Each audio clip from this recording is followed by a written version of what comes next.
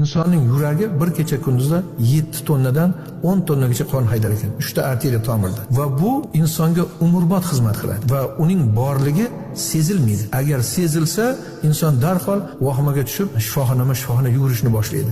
Insonning ichida bir dona a'zo insonni bor qilib, joniga jon berib turgan, xizmati shu darajada bo'lgan yurak 10 tonna mehnat qilyapti inson yashash uchun. Yoki quloq, inson a'zosida eng kichik suyak quloq suyagi bo'lar ekan. Eng kichik 3 millimetr bo'lar ekan. Shu quloq suyagi milliondan bittada jarohat yeyishi mumkin ekan. Bo'lmasam jarohat yemaydigan joyga o'rnatilgan ekan. Shu quloqdagi 3 millimetr suyak insonga gap qilib ulanib kelishda xizmat qilar ekan. Allohning bu mo'jizasi, qudrati inson mas'ul. Ko'zga mingdan ziyod tomir ulangan. Shuni yarmi blokada uchun ko'z yorug'lik bilan qorong'uga o'tganda 80 daqiqagacha juda katta og'riqni ko'z kechirar ekan boshida.